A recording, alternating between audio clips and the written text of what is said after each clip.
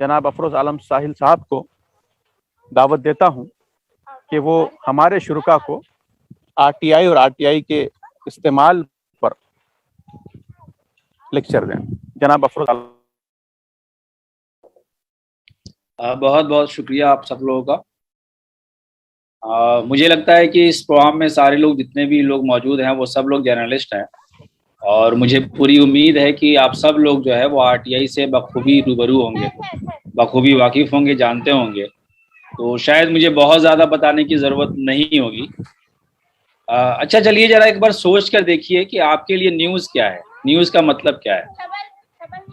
सोच के देखिए मन में, क्योंकि यहाँ वन वे कम्युनिकेशन है, शायद आपको बोलने की इजाज़त नहीं होगी। तो आप एक बार सोच के देखिए कि आपके लिए न्यूज़ का मतलब क्या है।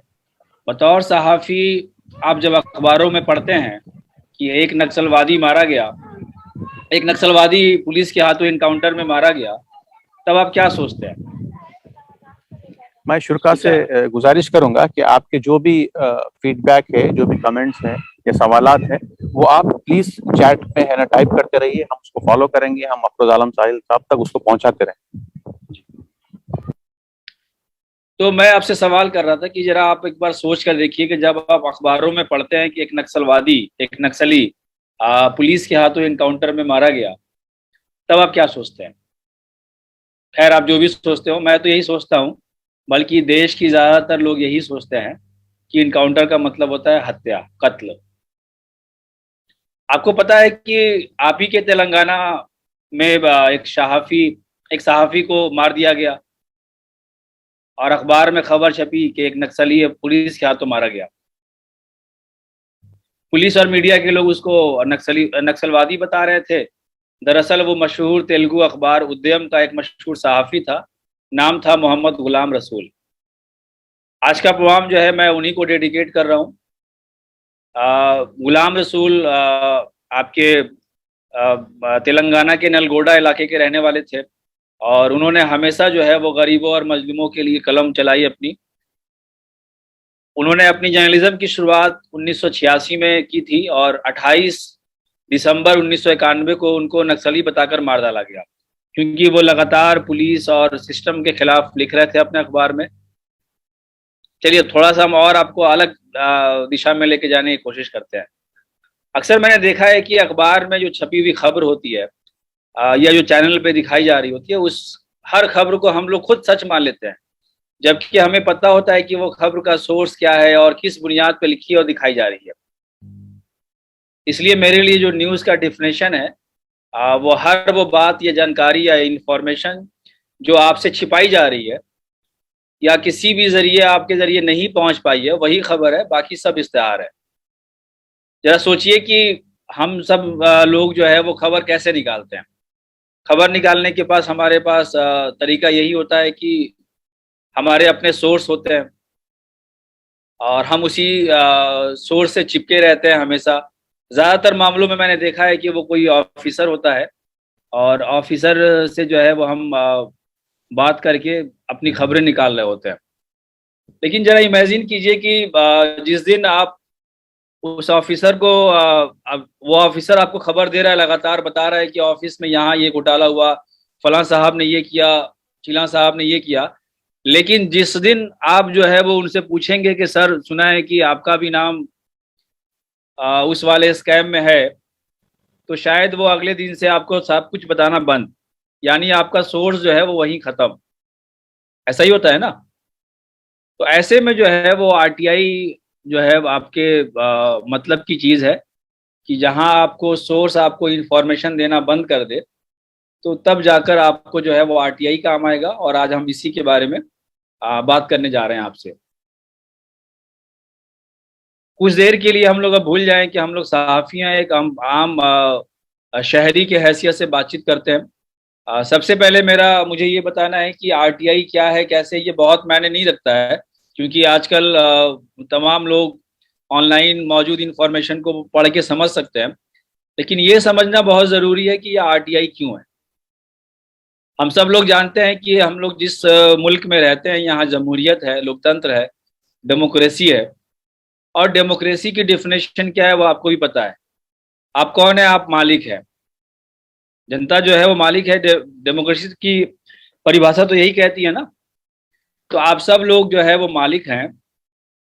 तो क्या कभी आपने मालिक होने का एहसास किया है? शायद नहीं किया है। जरा सोचिए कि आप में से कितने लोग जब बचपन में आपके वालिदैन ने, आपके माँ बाप ने आपको कुछ पैसे दिए होंगे और आपने 1-2 रुपए की टॉफी ले ली होगी, तो शायद आपकी पिटाई भी हुई हो या आपको डांट पड़ी हो कि तुमने ये पैसे का क्या किया, क्यों खरीद लिया। या हमने देखा है अक्सर कि हम सब लोग जो है वो हिसाब मांग रहे होते हैं। रिक्शे वाले से हिसाब मांग रहे हैं, सब्जी वाले के पास गए, सामान लिया, उसने बोला है कि साहब 100 रुपये हुए। अरे 100 रुपये कैसे हो गए बताओ। तो आप हिसाब जोड़ते हैं वहां बैठ के। अखबार वाला आया सुबह सुबह 1 महीने के बाद, उसने पैसे मांगे तो अपना हिसाब मांगना शुरू कर दिया। लेकिन कभी सोचा है कि जिस लोकतंत्र में हम रह रहे हैं और जो लोकतंत्र हमारे पैसों से चल रही है, हमारे दिए हुए टैक्स से चल रही है, उससे भी हम हिसाब मांगेंगे। मुझे जहां तक पता है कि आप जब पैदा हुए हैं, जो पहला इंजेक्शन आपको दिया गया है, उस वक्त से लेकर और जब आप मरेंगे, आपके लिए कफन का कपड़ा खरीदा जाएगा या जलाने के लिए लकड़ी खरीदी जाएगी, उस वक्त तक जो है वो आप किसी ना किसी रूप में टैक्स भर रहे हैं।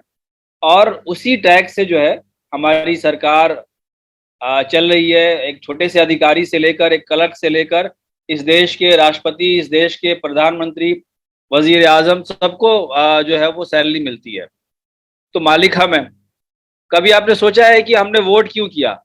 वोट इसलिए किया कि हमारे पास इतना टाइम नहीं है, तो हमने एक नुमाइंदा चुनकर भेजा कि वो जाकर जो सरकार बन रही है उनके सामने हमारे मसलों को रखे, हमारे लिए बेहतर स्कीम लेकर आए, हमारी जो तकलीफें हैं उसको दूर करे। लेकिन वोट देने के बाद हम भूल जाते हैं। कभी हम नहीं पूछते हैं कि साहब जो अच्छे दिनों का वादा था वो गया कहाँ, जो 15 लाख रुपए आने वाले थे वो कहाँ रह गए, बीच में कहाँ अटक गया। या हमने जिसको वोट दिया है, जो आपके इलाके में बड़े बड़े वादे करके गया था कि मैं ये करवा दूंगा, आप हॉस्पिटल खोलूंगा और स्कूल खोलूंगा, वो कहाँ गया, क्या हुआ। तो यही सब चीजें जो है वो सवाल जो है वो आपको आरटीआई करना सिखाता है। आरटीआई इस मुल्क में नाफिज इसलिए किया गया कि इस देश के सिस्टम में अकाउंटेबिलिटी आए, शफाफियत आए, जवाबदेही आए, रिस्पॉन्सिबिलिटी आए। तो इसलिए जो है वो इस मुल्क में जो है वो आरटीआई लाया गया, और जनता भी, आवाम भी ये एहसास करे कि वो मालिक है। डेमोक्रेसी में जो है वो जाहिर सी बात है, आप मालिक हैं। आप लोगों ने सुना होगा ब्यूरोक्रेसी, जिसको उर्दू में बोलते हैं नौकरशाही। तो ये तमाम लोग जो है वो आपके नौकर हैं और वो आपकी खिदमत के लिए बहाल किए गए हैं। पुलिस आपकी खिदमत के लिए बहाल की गई है कि आप रात को जो है वो चैन की नींद सो सके, और ताकि आपके घर जो है वो कोई चोर चोरी करने की हिम्मत ना कर सके, आप सड़क पे जो है वो महफूज तरीके से चल सके, कोई आपके साथ सीना झपटी ना करे। तो ये तमाम लोग जो हैं वो आपकी सर्विस के लिए, आपकी खिदमत के लिए बहाल किए गए हैं। लेकिन मुझे नहीं लगता है कि आप में से शायद ज़्यादातर लोगों ने इसके बारे में सोचा होगा कि हम मालिक हैं तो हम सवाल करें कि भाई हमारे नौकर ऐसे हरकतें क्यों कर रहे हैं जिससे हमें ही तकलीफ पहुंच रही है। तो ये सब सवाल जो है वो पूछने का नाम आरटीआई है। और आज का सेशन जो है वो हमने 2 हिस्सों में बांटने की कोशिश की है। फसी भाई, ये मेरा कनेक्ट दिख रहा है क्या, पीपीटी? हाँ सर, आपका शुरू हुआ है। ठीक है। हाँ। तो आज का सेशन जो है वो मैंने 2 हिस्सों में बांटा है। पहले मैं बहुत ब्रीफ में आरटीआई क्या है, मैं ये जानता हूँ आप सब लोग जानते हैं, लेकिन फिर भी एक मोटी मोटी बातें आरटीआई की रख के, और फिर कोशिश करेंगे कि जो जर्नलिज्म के मेरे तजुर्बे रहे, मैं जो हूँ वो मैंने कभी भी अपने आप को एक्टिविस्ट नहीं कहा है, लोग भले ही कहें। मैं एक सहाफ़ी हूँ और मुझे लगता है कि जर्नलिज्म का एक सबसे बेहतरीन टूल जो है वो राइट टू इंफॉर्मेशन हो सकता है। और भले ही आप ही लोगों को बताते आए हैं कि अब आरटीआई में कुछ रह नहीं गया है, आरटीआई जो है इस सरकार ने ख़त्म कर दी है, लेकिन मेरा मानना है कि आरटीआई अभी मौजूद है और इससे अभी इंफॉर्मेशन मिल सकती है। आप अगर इसका बेहतर इस्तेमाल करें तो बहुत कुछ कर सकते हैं। और कई बार मैंने देखा है कि आरटीआई डालना भी खबर बनी है। मेरे मामले में तो ऐसा हुआ है, जवाब नहीं मिला तो वो भी खबर है, जवाब मिला तो भी खबर है, अगर उन्होंने मना किया तो भी खबर है। तो एक जर्नलिस्ट के हिसाब से हम देखें तो आरटीआई हमारे लिए बहुत एक मुनासिब हथियार हो सकता है हमारे जर्नलिज्म का, जो हम अब तक पीआर कर रहे होते हैं एक तरह से, या प्रेस रिलीज के पे टिके हुए होते हैं, या हमारे सोर्स की बुनियाद पर खबरें लिख रहे होते हैं। आरटीआई जो है वो आपको इन सब से थोड़ा सा अलग करता है। ऐसे मेरे पास सैकड़ों हजारों कहानियां हैं शेयर करने के लिए, लेकिन वक्त की शायद आज कमी होगी, इसलिए बहुत ज़्यादा तो नहीं शेयर कर पाऊंगा, लेकिन कोशिश करूंगा कि कुछ मामलात जो है वो आपके सामने रखूं। तो अभी जो है वो आप सोचिए कि आप आम नागरिक हैं और सहाफत को भूलिए, और आप समझने की कोशिश कीजिए कि आरटीआई क्या है। मैं बहुत ज़्यादा कोशिश करूंगा कि लीगल टर्म यूज़ ना करूं, बहुत ज़्यादा आपको सेक्शंस में ना उलझाऊं, इसकी बहुत ज़्यादा हिस्ट्री ना बताऊं, लेकिन फिर भी ये बता दूं कि सबसे पहले जो है वो इस मुल्क में 12 अक्टूबर 2005 को आरटीआई लागू हुआ, और जम्मू कश्मीर को छोड़ के, क्योंकि उस वक्त जम्मू कश्मीर में धारा 370 लागू था, नाफिज था, और अब तो खैर वो हट गया है, और जम्मू कश्मीर का अपना एक्ट भी था मौजूद। तो अगर हम कंट्री की बात करें तो इंडिया जो है वो माना जाता है कि 44वां या 45वां मुल्क है जिसने आरटीआई को नाफिज किया अपने मुल्क में। इससे पहले सबसे पहले स्वीडन में यह एक्ट मौजूद था, 1766 में ही यह एक्ट वहां बन चुका था, और कहा जाता है कि स्वीडन का एक्ट इतना शानदार था कि वहाँ तमाम सरकारी ऑफिस में, उस जमाने की मैं बात कर रहा हूँ, कि आपको 1 घंटा फ्री दिया गया है, आप किसी भी दफ्तर में जाइए, अपने मतलब की कोई फाइल निकालिए, आपको जो लिखना है नोट कीजिए और चले आइए। उसी तरह से कोलंबिया में 1888 में ये आ गया था, फिनलैंड में 1951 में आ गया था, यूएस में 66 में आ चुका है, डेनमार्क नॉर्वे में 70 में आ चुका था, फ्रांस में 1978 में लागू कर दिया गया था, ऑस्ट्रेलिया न्यूजीलैंड में लागू कर दिया गया था 1982 में, कनाडा में 1983 में। इस तरह से जो है वो इतने साल लगे इंडिया इसको पहुंचने में, और 2005 में जो है वो बाज़ाब्ता तौर पे इस मुल्क में आरटीआई लागू हुआ। लेकिन 9 स्टेट में जो है वो सेंट्रल लेवल पे एक्ट लागू होने से पहले ये एक्ट मौजूद था। उनमें से सबसे पहले तमिलनाडु है, गोवा है, जहां 1997 में लागू हो गया था, राजस्थान कर्नाटक में 2000 में लागू हो गया था, दिल्ली में 2001 में लागू हो गया था, महाराष्ट्र आसाम में 2002 में लागू हो गया था, मध्य प्रदेश में 2003 में लागू हो गया था, जम्मू कश्मीर में 2004 में लागू हो गया था। अच्छा, ऐसा नहीं है कि ये एक्ट आपको यूं ही मिल गया है, बल्कि हमारा जो आईन है, हमारा जो कॉन्स्टिट्यूशन है, उसमें 2 धाराएं ऐसी हैं, 2 आर्टिकल ऐसे हैं जो कहीं ना कहीं इसकी बात पहले से कर रहे थे। पहला है आर्टिकल 19(1) और दूसरा है आर्टिकल 21। आर्टिकल 19 क्या कहता है वो आपको मालूम है, freedom of speech and expression की बात होती है, और आर्टिकल 21 में right to life and liberty की बात होती है। बहुत सारे ऐसे केसेस आए जिसमें जजेस ने बहुत अच्छे फैसले दिए, जैसे कि एक बहुत इंपॉर्टेंट केस था जो 1973 में आया, जिसको बोलते हैं Bennett Coleman versus union of India. इसमें जो है वो राइट टू इंफॉर्मेशन की बात की गई, और कहा गया कि 19(1) जो है वो राइट टू इंफॉर्मेशन की गारंटी देता है, ये होना चाहिए। उससे भी एक अहम मामला आया 1976 में, जिसको बोलते हैं Raj Narayan versus state of UP. इसमें एक जस्टिस मैथ्यू थे, सुप्रीम कोर्ट के जज, तो उन्होंने बात कही कि जब तक हम किसी के बारे में जानेंगे नहीं, तो हम बहुत ज़्यादा उसके बारे में एक्सप्रेस नहीं कर सकते हैं, और जब एक्सप्रेस नहीं कर सकते हैं तो आर्टिकल 19(1) की बात करना, आर्टिकल 21 की बात करना बेमतलब बेमानी है। इसे एग्जाम्पल अगर मैं दूं कि अगर मैं आप लोगों के बारे में नहीं जानता हूं कि आप लोग कौन है, कहाँ से जुड़े हैं, क्योंकि अभी हमारी आपसे बातचीत नहीं हुई है, तो मैं आपके बारे में कुछ भी नहीं बोल पाऊंगा, क्योंकि मुझे आपके बारे में पता ही नहीं है। तो आपके बारे में मुझे बोलने के लिए मुझे आपका जानना बहुत ज़रूरी है। तो ये जो है वो आरटीआई की बात 1976 में इस फैसले में हुई। आमतौर पे जो हिस्ट्री बताने, आपको एक्टिविस्ट जो हिस्ट्री बताएगा वो यही बताएगा कि राजस्थान में MKSS यानी मजदूर किसान शक्ति संगठन नाम की एक ऑर्गेनाइजेशन थी, एक तंजीम थी, उसने जो है वहाँ पे ये एक मूवमेंट शुरू किया, और उस मूवमेंट के बदौलत जो है वो इस मुल्क में लागू हुआ। लेकिन मेरा मानना है कि ये पूरा मूवमेंट जो है वो देश के पत्रकारों ने शुरू किया। सबसे पहले हमारा पैसा हमारा हिसाब हम जिएंगे हम जानेंगे, ये नारा जो है प्रभात जोशी जो हिंदी के बड़े पत्रकारों में उनकी गिनती होती थी किसी जमाने में, उन्होंने जो है वो इस नारे को जनसत्ता अखबार है उसके एडिटोरियल में लिखा और वहां से एक आवाज उठाई कि जब हमारा पैसा हमारा हिसाब, क्योंकि पैसा हमारा है तो हमें उसके हिसाब लेने का भी अधिकार होना चाहिए। उसी तरह से कुलदीप नैयर साहब को आप जानते हैं, उन्होंने इस एक्ट की वकालत बहुत पहले से शुरू कर दी थी। प्रेस काउंसिल ने जो है वो इसकी मांग बहुत पहले शुरू कर दी थी। काफी सारे मामलात में उन्होंने कोर्ट भी गए और उन्होंने कहा कि इस मुल्क में जो है राइट टू इंफॉर्मेशन एक्ट होना चाहिए। बहुत सारे स्टेट में जहां पे हमने अभी बात की है कि कहाँ कहाँ लागू हुआ था, तो उन स्टेट में कोई मूवमेंट नहीं था। जैसे महाराष्ट्र में या आसाम में या गोवा में कोई बहुत बड़ा मूवमेंट नहीं था, कोई मूवमेंट वहां नहीं हो रहा था, कोई तहरीक नहीं चल रही थी, फिर भी हुकूमत ने उसको लागू किया वहां पे। उसकी वजह यह थी कि बहुत सारी विदेशी कंपनियां जो है वो इस मुल्क में आ रही थी और उन कंपनियों को भी लगा कि इस मुल्क में एक एक्ट होना चाहिए जिससे हम जहां जा रहे हैं वहां के बारे में जानकारी ले सके। तो ये भी एक रीजन बना।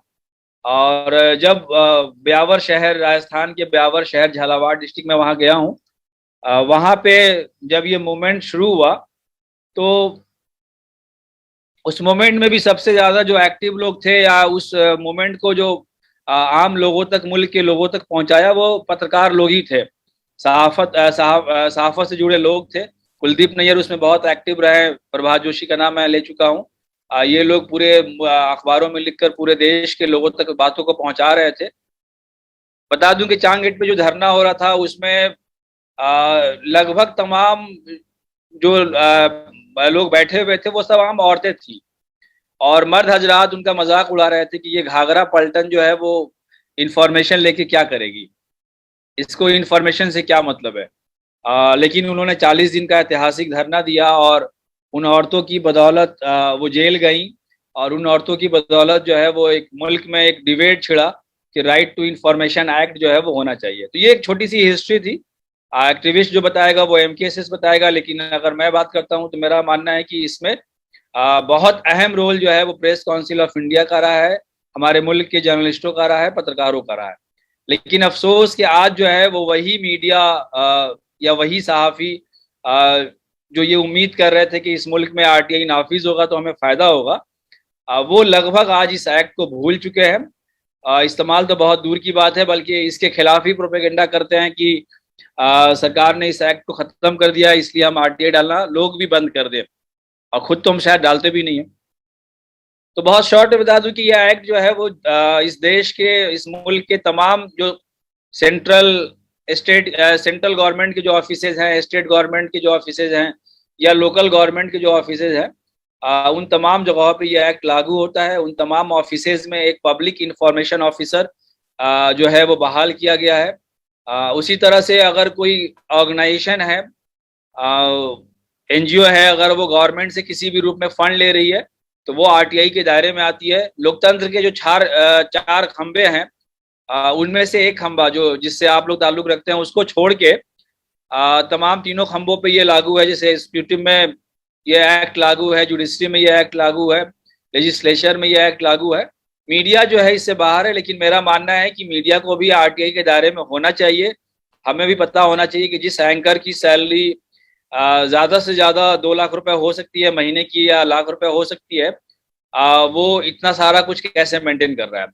दूसरा यह है कि वो पब्लिक अथॉरिटी भी है, कहीं ना कहीं सरकार से किसी ना किसी रूप में फंड ले रही है, चाहे वो एडवर्टीजमेंट की शक्ल में ले, चाहे वो पेपर में सब्सिडी के तौर पे ले, या वो ज़मीन जो है सरकार ने दी है लीज पे उसकी शक्ल में ले। तो वो कहीं ना कहीं सरकार से फायदे ले रही है, तो उनको भी RTI के दायरे में होना चाहिए।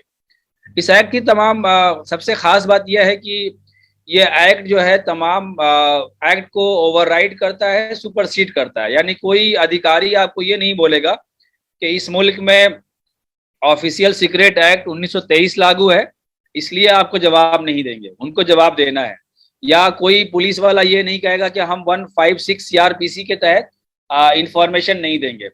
मैं यहाँ एक छोटी सी घटना का जिक्र कर दूं कि बाटला हाउस इनकाउंटर आप सब लोग जानते होंगे, उस पर मैंने बहुत सारी RTI फाइल की थी किसी ज़माने में।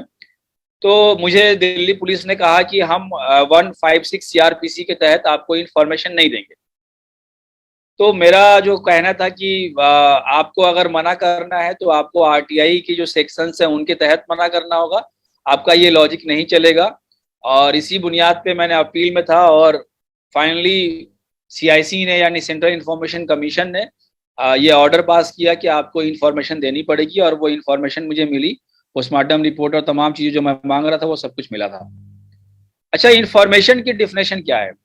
तो आरटीआई के 2F में इंफॉर्मेशन की डेफिनेशन दी गई है, जिसमें बताया गया है कि इंफॉर्मेशन जो है वो कुछ भी हो सकता है।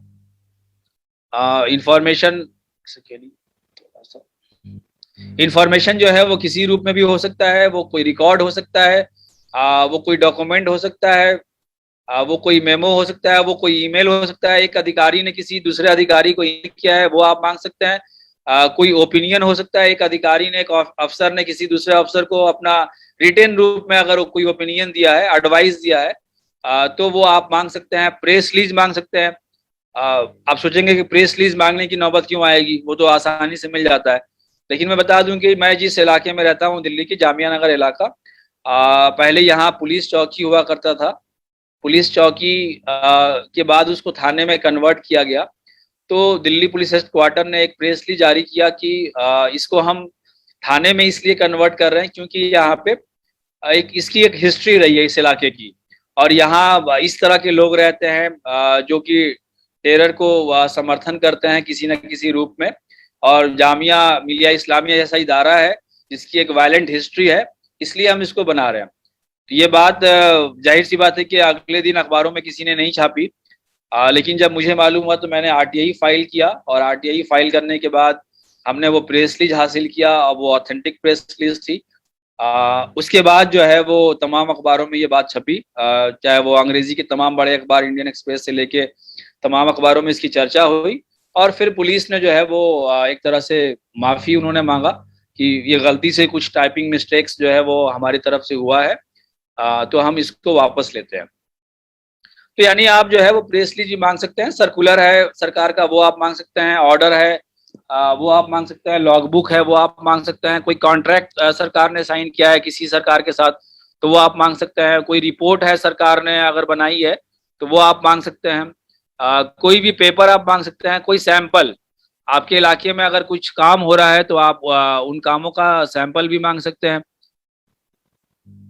एक सेकेंड, क्या हो गया?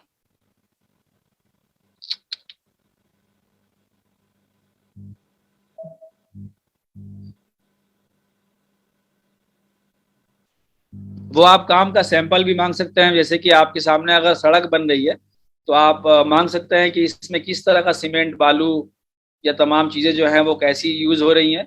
अरविंद केजरीवाल जो दिल्ली के सीएम हैं, उन्होंने अपने एक्टिविज्म की शुरुआत सैंपल मांग के ही की थी। जो सीमापुरी इलाके में वो रहते थे जहाँ उनकी ऑर्गेनाइजेशन परिवर्तन काम करती थी, उन्होंने उस इलाके में बनने वाले सड़क के बारे में जो है वो इंफॉर्मेशन मांगी, और उस इंफॉर्मेशन को लेकर वो पब्लिक में गए और पब्लिक को जमा करके उन्होंने कहा कि भाई ये कागज़ बता रही है कि ये सड़क जो है वो 6 इंच मोटी है और इसमें इतना % बालू और सीमेंट इस्तेमाल किया गया है, गिट्टी इस्तेमाल किया गया है।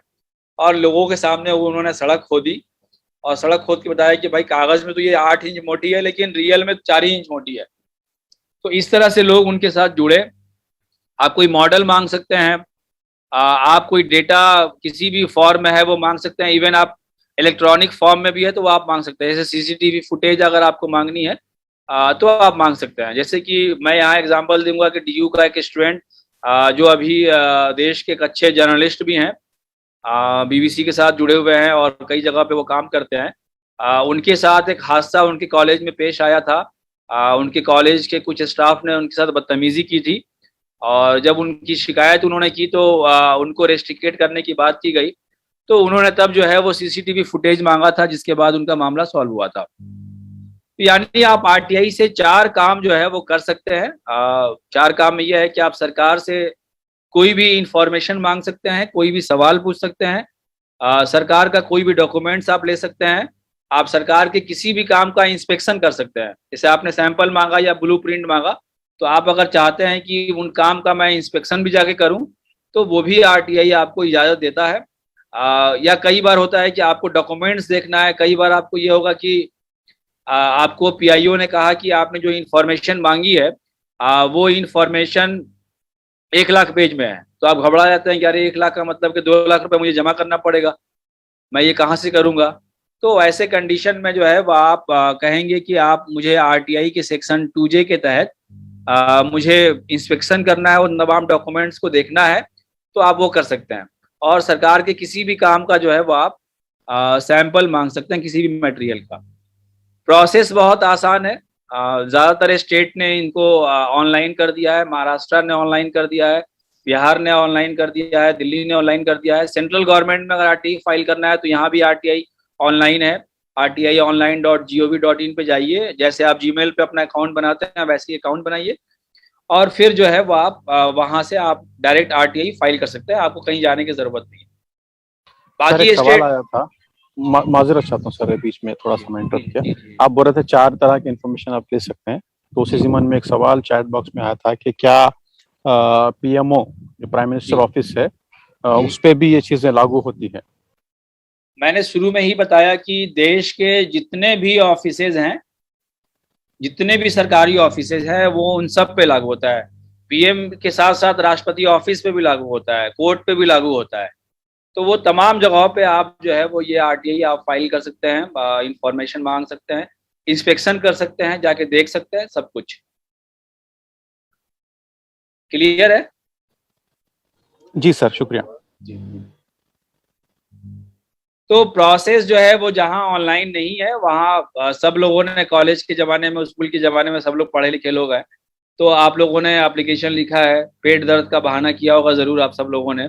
तो वैसे ही एप्लीकेशन लिखना है to the public information officer, department का नाम, डिपार्टमेंट का एड्रेस, और application for obtaining information under RTI act 2005। और फिर जो भी आपको इंफॉर्मेशन चाहिए, जो आपके सवाल हैं वो सवाल आप वहाँ पूछेंगे। ज़्यादातर स्टेट में ऑनलाइन फॉर्म मौजूद है, मतलब फॉर्म है, आप उसको भरिए और जमा कर दीजिए। एप्लीकेशन के हज़ारों लाखों फॉर्मेट ऑनलाइन गूगल पे मौजूद हैं, वहाँ से आप ले सकते हैं। और फिर भी ना समझ में आए तो मैं आपके साथ हूँ। तो ये जो है वो आप आरटीआई प्लेन पेपर पे लिख के आप दे सकते हैं। आपको 30 दिन का इंतज़ार करना होगा। 30 दिन के इंतज़ार के बाद आपको इन्फॉर्मेशन दी जाएगी। लेकिन अगर मामला लाइफ एंड लिबर्टी से जुड़ा हुआ है, इन्वॉल्व है उसमें, अगर लाइफ एंड लिबर्टी का भी सेक्शन, तो आप 48 आवर्स में जो है वो आपको इन्फॉर्मेशन मिलेगी। अब थोड़ा सा मैं एग्जांपल दे दूं, एक स्टूडेंट का ही मैं एग्जांपल दूंगा कि एक स्टूडेंट जो कि जामिया में उर्दू डिपार्टमेंट के तालिब इल्म थे, और उनको तमाम सब्जेक्ट्स में, तमाम पेपर में नंबर जो है वो अबव 70 आया था। लेकिन एक पेपर जो सबसे अच्छा गया था उसमें सिर्फ 6 नंबर आया था। और उन्होंने दाखिले के लिए अप्लाई किया था जेएनयू में पीएचडी के लिए, और वहाँ दाखिला भी हो गया। उनको वहाँ अपने डॉक्यूमेंट सबमिट करने थे लेकिन वो फेल थे। तो बहुत परेशान हुए, उनको लगा कि जो कॉलेज का, जो यूनिवर्सिटी का जो प्रोसेस है उसके तहत जाएंगे तो महीनों लग सकते हैं, और यहाँ हमें 2 दिन में डॉक्यूमेंट सबमिट करना है। तो तब जो है वो उनसे मेरी मुलाकात हुई और उन्होंने 7-1 के तहत आरटीआई फाइल की। खैर आरटीआई का जवाब तो नहीं मिला, लेकिन अगले ही दिन डिपार्टमेंट, एग्जामिनेशन डिपार्टमेंट ने बुला के उनकी कॉपी जब निकाली तो देखा कि रीटोटलिंग में गलती हुई थी। उनको नंबर 76 था लेकिन वो 7 रह गया, वो सिर्फ 6 नंबर चढ़ पाया था। तो यानी आपको जो है वो 30 दिनों का इंतजार करना होगा।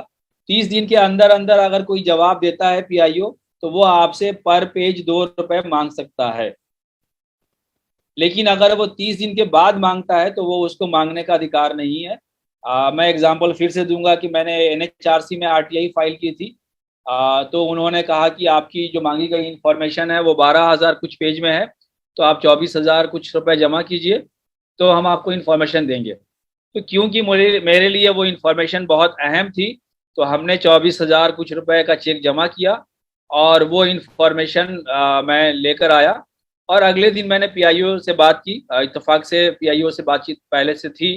तो मैंने कहा कि मैं जो हूँ वो आपके खिलाफ अपील करने जा रहा हूँ। बोले क्यों? तो मेरा जवाब था क्योंकि आपने 30 दिन के बाद जवाब दिया था और आरटीआई का सेक्शन फला ये कहता है कि आपको ये मांगने का हक नहीं था। तो बहुत हंसे भी और बोले कि जब आपको ये मालूम था तो आपको देना ही नहीं चाहिए था। लेकिन मेरे लिए क्योंकि इन्फॉर्मेशन अहम थी और मैं अगर उस लफड़े में पड़ता तो शायद वो मिलता नहीं। तो बहरहाल उन्होंने अगले दिन बुला के मुझे वो चेक वापस कर दिया। तो ये जो है वो है कि आपको 30 दिन के बाद अगर कोई पैसे मांगता है तो वो आप नहीं देंगे, नहीं देना पड़ता है, आरटीआई ये कहता है। अगर आपको जवाब नहीं मिला या जो इन्फॉर्मेशन आपको मिली है वो आधी अधूरी है, गलत है, और आप उससे सेटिस्फाइड नहीं है, तो उस केस में हर डिपार्टमेंट में एक पब्लिक ये फर्स्ट अपीलेट अथॉरिटी है। तो फर्स्ट अपीलेट अथॉरिटी के पास आप फर्स्ट अपील कर सकते हैं। फर्स्ट अपील में भी आपको ये अगले 30 दिनों में कभी भी कर सकते हैं। आपने 30 दिन का इंतजार किया, जवाब नहीं मिला, या जब जवाब मिला जिस दिन, उस दिन से लेकर 30 दिनों के आगे जो 30 दिन होगा उसके बीच में कभी भी, दरमियान में कभी भी आपने अपील किया, अपील में जो है वो आपकी सुनवाई होती है। कई बार हो सकता है कि वो आपको बुला भी लें कि आ जाइए, लेकिन कोई जाना बहुत ज़रूरी नहीं है। आप चाहें तो अपनी बात लिख कर भी भेज सकते हैं कि भाई मेरी ये प्रॉब्लम है, जो इन्फॉर्मेशन दी गई है वो गलत है, आधी अधूरी है। तो लिख के भेजना भी काफ़ी होता है, ज़रूरी नहीं है कि आप जाएं। तो फर्स्ट अपील के बाद भी अगर आपका मामला सॉल्व नहीं होता है तो आपके पास सेकेंड अपील करने का ऑप्शन है, और ये आखिरी ऑप्शन है। हर स्टेट में एक स्टेट इंफॉर्मेशन कमीशन है, और केंद्र में सेंटर में, मरकज में सेंट्रल इंफॉर्मेशन कमीशन है। यहाँ पे आप सेकेंड अपील कर सकते हैं। और ये सेकेंड अपील फर्स्ट अपील का जब आपने 30 दिन का इंतजार कर लिया और कोई जवाब नहीं मिला, तो आप अगले 90 दिनों के अंदर अंदर कभी भी कर सकते हैं। तो ये बहुत आसान है। बहुत सारी जगहों पे फर्स्ट सेकेंड अपील करने का तरीका जो है वो ऑनलाइन है, खासतौर पे सेंट्रल इंफॉर्मेशन कमीशन में। या फिर आप डायरेक्ट जो है वो आर्टिकल 18 के तहत कंप्लेन भी कर सकते हैं। फीस जो है वो 10 रुपये है। आरटीआई डालने की फीस जो रखी गई है वो 10 रुपये रखी गई है। बहुत कम फीस है। कुछ स्टेट में ज़्यादा है, जैसे कि मैं बता दूं कि हरियाणा में ये फीस 50 रुपये है, गुजरात में ये फीस 20 रुपये है, सिक्किम में ये फीस 100 रुपये है। सिक्किम में फीस 100 रुपये इसलिए है कि काफ़ी मुश्किल होता है पहाड़ों पे इंफॉर्मेशन पहुंचाना। मैं वहाँ खुद गया हूँ, देखा है पीआईओ की दर्द को, कि वो बेचारा साइकिल लेके खुद ही जा रहा होता है इंफॉर्मेशन पहुंचाने के लिए। दूसरा है कि पीआईओ आपको अगर A4 या A3 साइज का पेपर दे रहा है तो वो पर पेज 2 रुपये आपसे मांग सकता है। आमतौर पे पीआईओ जो है वो आपको 10 पेज तक मुफ्त में दे देते हैं, पैसे नहीं मांगते हैं। लेकिन कोई कोई पीआईओ ऐसा भी होगा जो आपसे बोलेगा कि आपकी इंफॉर्मेशन 1 पेज में है, आप 2 रुपये जमा कीजिए, और वो 2 रुपये मांगने के लिए उसने 25 रुपये रजिस्ट्री पोस्ट में खर्च किया, और वो 2 रुपये भेजने के लिए आपका भी खर्च होगा। तो ऐसा भी होता है। अगर बड़ा पेज है, कोई आपने मैप मांग लिया, कोई नक्शा मांग लिया, कोई ब्लूप्रिंट मांग लिया, तो उसका जो कॉस्ट होगा वो आपको देना होगा। कोई प्रिंटेड पब्लिकेशन है तो उसकी जो प्राइस होगी, जो उसकी कीमत होगी, वो आपको अदा करनी होगी। अगर आप इंस्पेक्शन करने गए हैं और उस दौरान आपको अगर कोई फोटोकॉपी लेनी है तो आपको पर पेज 2 रुपये देना होगा। पहले लोग फ्लॉपी या सीडी में भी मांगते थे इंफॉर्मेशन, आजकल तो ऑनलाइन हो गया है, तो ऑनलाइन मेल पे ही आ जाता है, ये मांगने की जरूरत नहीं है। लेकिन अगर उसमें भी चाहिए, सीडी में भी चाहिए, तो आपको 50 रुपये उसका चार्ज देना पड़ेगा। और अगर आप कोई सैंपल या मॉडल मांग रहे हैं तो उसका जो एक्चुअल कॉस्ट है वो आपको पे करना पड़ेगा। अगर आप इंस्पेक्शन करने के लिए जा रहे हैं किसी रिकॉर्ड को, तो पहला 1 घंटा फ्री होता है। उसके बाद से जो है वो 5 रुपये आपको हर घंटे का देना होता है। किसी किसी स्टेट में जो है वो आपको 10 रुपये या 15 रुपये भी घंटा लगता है। तेलंगाना में क्या है आपको एक बार देखना पड़ेगा। और मैं जितनी भी बातें बता रहा हूँ वो सेंट्रल एक्ट को ध्यान में रखते हुए बता रहा हूँ। हो सकता है कि शायद थोड़ा बहुत फर्क जो है वो आपके स्टेट वाले एक्ट में हो। अब आपने जब सेकेंड अपील कर लिया तो कमिश्नर के पास ये अधिकार है, ये हक है कि वो पर डे 250 से लेकर 25,000 रुपए तक का जुर्माना लगा सके। मेरे तकरीबन 27-28 मामलों में पेनाल्टी लगी है पीआईओ पे या अपीलेट अथॉरिटी पे। तो ये भी आप कर सकते हैं। एक मामला आता है कि पेनाल्टी लग गई तो हमारा क्या फ़ायदा। तो एक छोटा सा मैं एग्जांपल दूंगा। हमारे एक दोस्त थे जो कैंटीन के खाने से बहुत परेशान थे। उन्होंने आरटीआई फाइल की, 7 महीने लगे इन्फॉर्मेशन मिलने में। तो हम लोग ऐसे ही बैठ के मजाक कर रहे थे कि यार तुमने इतना मेहनत किया लेकिन फ़ायदा क्या हुआ। तो हम लोगों ने एक एप्लीकेशन लिखा CIC को, कि 7 महीने हमें परेशान किया गया और हमारे इस दौरान पैसा खर्च हुआ। तो पहली बार सीआईसी ने ये ऑर्डर किया कि भाई एप्लीकेंट को जो है वो 50% यानी 12,500 रुपये जो है वो दे दी जाए, क्योंकि उसने भी मेहनत की है। 12,500 हमारे दोस्त को मिला, हम लोगों ने उसकी पार्टी भी की। तो कई सारे मामलों में जो है आप चाहें तो सीआईसी पे क्लेम कर सकते हैं कि इसमें जो है वो इस पूरे प्रोसेस में मैं भी सफ़र किया हूँ, तो हमें भी जो है वो पेनाल्टी का कुछ हिस्सा मिलना चाहिए। अच्छा, ऐसा नहीं है कि आपको तमाम इंफॉर्मेशन मिल जाएंगी। कुछ इंफॉर्मेशन है जो आपको नहीं दी जाएगी। इसके बारे में आरटीआई का सेक्शन 8 इसके बारे में बात करता है। आरटीआई के सेक्शन 8 में 8 सब क्लॉज हैं, जिसमें इसकी बात की गई है। जैसे सेक्शन 8(1) ये कहता है कि वैसी इंफॉर्मेशन जो देश के एकता को खतरा पहुंचाता हो, सॉवरेनिटी को खतरा पहुंचाता हो, इंटीग्रिटी को खतरा पहुंचाता हो, तो उस कंडीशन में जो है वो आपको इंफॉर्मेशन नहीं दी जाएगी। या सेक्शन 8(1)(b) ये कहता है कि अगर अदालत ने किसी इंफॉर्मेशन को देने से मना किया है तो वो इंफॉर्मेशन आपको नहीं मिलेगी। या कोई मामला अदालत में चल रहा हो, पेंडिंग हो, और उस इंफॉर्मेशन के देने से कंटेम्प्ट ऑफ कोर्ट का मामला आता हो, तो वो इंफॉर्मेशन जो है वो आपको नहीं दी जाएगी।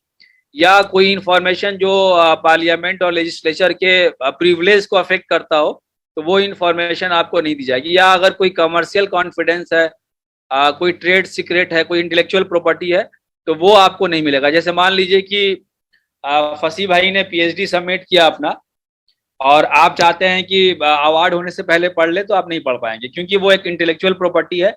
जब तक वो डिग्री अवार्ड नहीं हो जाती है तब तक जो है वो आप उसको मांग के नहीं पढ़ सकते हैं, नहीं दे सकते हैं। या सर कोई एक सवाल आया था। जी जी जी जी सर। जी जी सर एक पूछिए। सवाल आया था कि कितनी पुरानी, यानी गवर्नमेंट के पास तो बहुत सारे हाँ, मैं सालों उसमें आ रहा हूँ, मैं आ रहा हूँ, मैं आ संचय। रहा हूँ। ये खत्म कर, वो आपके सवाल में समझ गया, वो ये बस नेक्स्ट स्लाइड में वही बात है। अच्छा ठीक हो। तो अगर कोई कॉन्फिडेंस में इंफॉर्मेशन ली गई है फॉरेन गवर्नमेंट से, तो वो आपको नहीं मिलेगा।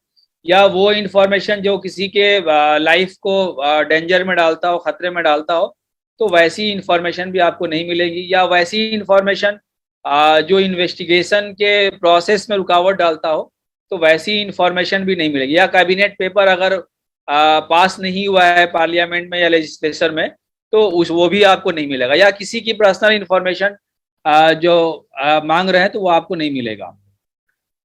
या अगर कोई ऐसी इंफॉर्मेशन जो कॉपीराइट का उल्लंघन करता हो, तो वो आपको नहीं मिलेगा। या बहुत सारे सिक्योरिटी एजेंसी है, इंटेलिजेंस एजेंसी हैं, जो आपको आरटीआई की इंफॉर्मेशन नहीं देंगी।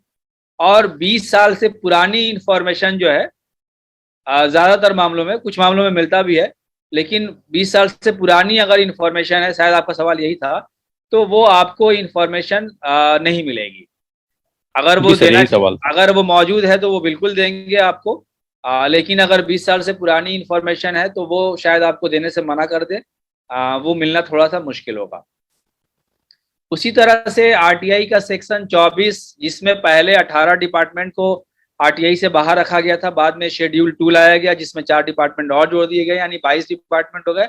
और इनको जो है वो आरटीआई के दायरे से बाहर रखा गया। उसका नाम आप देख सकते हैं, स्क्रीन पर दिख रहा होगा। आईबी रॉ जो है वो आरटीआई के दायरे के बाहर है। Directorate of revenue intelligence RTI के दायरे के बाहर है। Central economics intelligence bureau RTI के दायरे के बाहर है। डायरेक्टरेट ऑफ इन्फोर्समेंट जो है वो आरटीआई के दायरे के बाहर है। नारकोटिक्स कंट्रोल ब्यूरो इसके बाहर है। एविएशन रिसर्च सेंटर इसके बाहर है। स्पेशल फ्रंटियर फोर्स इसके बाहर है। सीआरपीएफ, आईटीबीएफ, सीआईएसएफ, एनएसजी इसके बाहर है। Special branch CID Andaman Nicobar जो है वो इसके बाहर है। स्पेशल आसाम राइफल जो है वो इसके बाहर है। क्राइम ब्रांच सीआईडी इसके बाहर है। स्पेशल ब्रांच लक्षद्वीप पुलिस इसके बाहर है। लेकिन अगर मामला ह्यूमन राइट्स वायलेशन का है, या आपके जरिए मांगी गई इंफॉर्मेशन लार्जर पब्लिक डोमेन के लिए, तो उस केस में उनको इंफॉर्मेशन देनी पड़ेगी। और उस केस में जो है वो टाइम लिमिट जो होगा वो 45 दिन होगा। जैसे मैं एग्जांपल देता हूं कि भोपाल गैस कांड आप सब लोग जानते होंगे। भोपाल गैस कांड के बारे में हमने एक आरटीआई एमईए यानी मिनिस्ट्री ऑफ एक्सटर्नल अफेयर्स को डाली। उन्होंने मेरे आरटीआई को फॉरवर्ड कर दिया सीबीआई को। सीबीआई ने कहा कि हम आरटीआई के दायरे में नहीं आते हैं। हमने अपील किया फिर से एमईए को। यानी मिनिस्ट्री ऑफ एक्सटर्नल अफेयर्स को। उन्होंने फिर से मेरे एप्लीकेशन को फॉरवर्ड किया, उन्होंने फिर से कहा हम आरटीआई के दायरे में नहीं आते। तो हमने सेकेंड अपील फाइल की और सेकेंड अपील में हमने ये कहा, क्योंकि पहली बात कि मेरे जरिए मांगी गई इंफॉर्मेशन लार्जर पब्लिक डोमेन के लिए है और करप्शन इन्वॉल्व है, ह्यूमन राइट्स का वायलेशन हुआ है, तो आपको इंफॉर्मेशन देनी होगी। दूसरा मेरा पॉइंट यह है कि मैंने आरटीआई का इंफॉर्मेशन जो है वो मांगा है एमईए से, ना कि सीबीआई से। अगर करस्पॉन्डेंट हुआ है एमईए और सीबीआई के बीच में एंडरसन को लेकर, तो उसकी कॉपी एमईए के पास भी मौजूद होनी चाहिए, तो मुझे वही चाहिए। तो पहली बार जो है सीआईसी ने सीबीआई को कहा कि अगर आपके पास है या आपके पास है तो आप अप्लीकेंट को इन्फॉर्मेशन दीजिए, और पहली बार वो इन्फॉर्मेशन मिली। और उसकी चर्चा नेशनल मीडिया की बात कौन कहे, इंटरनेशनल मीडिया में भी की गई। आप लोग विकीलीक्स जानते होंगे, विकीलीक्स के वायर सर्विस में उस पर काफ़ी डिटेल में बात की गई कि क्या क्या प्रॉब्लम था एंडरसन को लेकर और तमाम तरह की चीज़ें। और कई सारे जो है वो फॉरेन के अखबारों ने उसको शाये किया, अपने यहाँ छापा, उस पर चर्चा हुआ। तो ये चीज़ जो है वो आप मांग सकते हैं। सर एक दो सवाल इस स्लाइड से रिलेटेड आए थे, जी तो मैं आपके सामने रख देता हूँ। पहला सवाल ये था कि क्या एनजीओज भी आरटीआई के दायरे में आते हैं, और दूसरा सवाल ये था कि म्युनिसिपल लेवल पे जो रजिस्ट्रेशन डॉक्यूमेंट इश्यू होता है जिसको पट्टा कहते हैं, है ना, क्या इसके लिए भी आरटीआई डाली जा सकती है? जाली पट्टे बहुत सारे चलते हैं, करप्शन चलता है लोकल लेवल पे, तो क्या उसके लिए भी है ना डाला जा सकता है? ये सवाल। म्यूनिसिपैलिटी जो है वो सरकार के अंडर में है, सरकार के फंड से चलती है, तो आप बिल्कुल डाल सकते हैं। एनजीओ अगर सरकार से किसी भी रूप में फंड ले रही है तो वो उस फंड के बारे में आप पूछ सकते हैं। और कुछ सालों पहले, एग्जैक्ट मुझे डेट याद नहीं है, सुप्रीम कोर्ट ने एक जजमेंट में कहा कि एनजीओज को खुद से स्वेच्छा से जो है वो अपने आप को आरटीआई के दायरे में मानना चाहिए, और उनका भी सिस्टम जो है वो ट्रांसपेरेंट हो, अकाउंटेबल हो, तो उनको जो है वो जवाब देने की प्रैक्टिस होनी चाहिए, और वो भी आरटीआई के दायरे में खुद को माने, और वो जो है वो इंफॉर्मेशन लोगों को प्रोवाइड करे। तो ये सुप्रीम कोर्ट का जजमेंट आ चुका है। दूसरा है कि अगर वो सरकार से किसी भी रूप में फंड ले रहे हैं तो वो उसके लिए जवाबदेह हैं, उनको उसके बारे में जवाब देना पड़ेगा। मेरा ये मानना था, खास तौर पे जो आरटीआई के जो तंजीमें हैं, जो आरटीआई पे काम करती हैं, उनको आरटीआई के दायरे में होना चाहिए। इसी प्रैक्टिस को मैंने करने के लिए मैंने आरटीआई फाइल की। उसमें अरविंद केजरीवाल साहब का भी ऑफिस शामिल था, परिवर्तन, और एक और ऑर्गेनाइजेशन थी उनका। तो जब मैंने आरटीआई फाइल की गई तो हमारे पास खुद जो है वो केजरीवाल साहब का फ़ोन आया, और उन्होंने कहा कि अरे यार ऑफिस तुम्हारा है, जब चाहो आओ, देखो जो लेना है लो। हमने कहा कि नहीं, आपको जो है वो रिटेन रूप में, जैसे हम लोग एप्लीकेशन डालते हैं और वो बेचारे लिख के देते हैं, तो वो प्रैक्टिस हमारे अंदर भी होनी चाहिए। और हमने अगर मांगा है तो आपको रिटेन रूप में उन सवालों का जवाब देना चाहिए, ना कि आप हमें चाय की दावत दें, ऑफिस बुलाएं और सारा ऑफिस मेरा ये कहें। ये जवाब नहीं होना चाहिए। तो एनजीओ ने भी जो है वो आरटीआई के जवाब दिए हैं। मैंने आरटीआई के 12-15 एनजीओ से आरटीआई की इंफॉर्मेशन ली है। उस पर डिबेट हुआ है, जिसमें ये निकल कर आया था कि फोर्ड फाउंडेशन जो है वो केजरीवाल साहब की ऑर्गेनाइजेशन को फंड कर रही थी। जो यूनाइटेड, ये जो पूरा कैंपेन चला था इंडिया अगेंस्ट करप्शन, उसको फंड मिल रहा था, जो बड़ा उस पर हंगामा भी हुआ था किसी जमाने में। तो वो सब भी आरटीआई के जरिए आई थी। यानी आरटीआई जो है वो शॉर्ट में बोले तो एक प्लेन पेपर पे आप लिख के दे सकते हैं, कोई एप्लीकेशन फॉर्म नहीं होता है। जहाँ पे आरटीआई अवेलेबल है ऑनलाइन, वहाँ डाल सकते हैं। अगर कोई इसमें बिहार का जुड़ा है तो उनको बता दूं कि बिहार में एक जानकारी नाम की कॉल सेंटर है। आप 155-311 पे कॉल करिए, बीएसएनएल लैंडलाइन नंबर से या मोबाइल से, बीएसएनएल नेटवर्क से। तो फ़ोन पे ही आपका एप्लीकेशन लिख लिया जाएगा, फ़ोन पे ही आपको एप्लीकेशन का नंबर मिल जाएगा, और फ़ोन से ही आपके 10 रुपये कट जाएंगे। वो अलग बात है कि आपको इन्फॉर्मेशन मिले ना मिले, उसकी कोई गारंटी नहीं है, लेकिन फ़ोन पे आप आरटीआई जरूर फाइल कर सकते हैं बिहार के अंदर। अगर आप बीपीएल कार्ड होल्डर हैं तो आपको फीस देने की ज़रूरत नहीं है। इवन आपसे अगर 2 रुपये पर पेज मांगा जाता है तो वो भी आपको नहीं देना है, आपको सारी इन्फॉर्मेशन फ्री ऑफ कॉस्ट मिलेंगी। आप अगर चाहते हैं कि अपना खर्च बचाएं, जैसे कि रजिस्टर्ड पोस्ट से ना भेजें या स्पीड पोस्ट से ना भेजें, जो मुल्क में 629 जो सेंट्रल गवर्नमेंट के जो पोस्ट ऑफिस हैं, जो बड़ा डाकखाना बोलते हैं, तो वहाँ पे आरटीआई का काउंटर होता है। वहाँ जाके आप खुद जो है वो एप्लीकेशन दीजिएगा, वो रिसीव करके आपको दे देंगे और आपकी एप्लीकेशन जहाँ है वहाँ पहुँचा दी जाएगी। आरटीआई में प्रोविज़न है जिसको बोलते हैं सुमोटो क्लॉज 41B, उसमें 17 पॉइंट्स दिए गए हैं जिसमें कहा गया है कि लोगों को आरटीआई मांगने की ज़रूरत ही ना पड़े, इसलिए 17 पॉइंट्स में इंफॉर्मेशन जो है वो ऑनलाइन डाल दी जाए या डिपार्टमेंट जो है वो अपने नोटिस बोर्ड पे लगा दे। जैसे डिपार्टमेंट की हिस्ट्री क्या रही है, यहाँ पे कितने अधिकारी काम कर रहे हैं, कितनी सैलरी है, एक साल में क्या क्या काम हुआ है, अगले एक साल का क्या प्रोजेक्ट है, तो ये सारी इंफॉर्मेशन दे दी जाए। कई सारे फैसले आए जिसमें सीआईसी ने कहा कि जो इंफॉर्मेशन बार बार मांगी जा रही हो तो वो इंफॉर्मेशन जो है वो डाल दी जाए। जैसे कि एक सवाल पीएमओ ऑफिस से लोग बार बार पूछ रहे थे कि पीएम ने कितने विदेश के दौरे किए हैं, कितने फॉरेन कंट्री गए हैं, कितना खर्च आया है, कौन सा पत्रकार उनके साथ गया है। तो ये ऐसा सवाल था जो बार बार सहाफ़ी लोग पूछ रहे थे। तो सीआईसी ने जो है वो जब कहा तो पहले की यूपीए गवर्नमेंट ने जो है वो उसको ऑनलाइन कर दिया था, आप ऑनलाइन सारी इन्फॉर्मेशन देख लीजिए। लेकिन मौजूदा हुकूमत में मैंने देखा कि वेबसाइट की डिजाइनिंग बदली, साथ में वो इन्फॉर्मेशन भी गायब। तो ये जो है वो ये मोटी मोटी बात थी। मुझे लगता है कि मैंने तकरीबन 55 मिनट ले लिया है, 50 मिनट, 10 मिनट बचा हुआ है। हम लोग बात करें फिर। आपके सवाल हैं, जाहिर सी बात है, ज़रूरी नहीं कि मेरी हर बात समझ में आ गई हो, तो आप सवाल पूछ सकते हैं।